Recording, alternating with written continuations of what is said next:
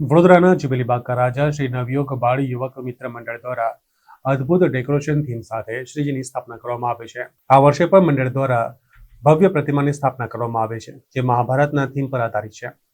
જ્યારે ભગવાન કૃષ્ણ અર્જુનને કુરુક્ષેત્રમાં વિરાટ સ્વરૂપના દર્શન કરાવે છે, તે વિરાટ સ્વરૂપની પ્રતિમા કૃષ્ણરૂપી શ્રીજીને કરવામાં આવી છે, જેને નિહાળવા મોટી સંખ્યામાં લોકો આવે છે।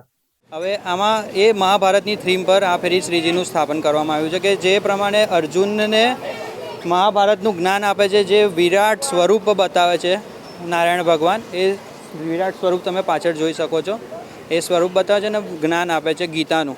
એ પ્રમાણેની થીમ પર આપણે ગણપતિનું સ્થાપન કરવામાં આવ્યું છે।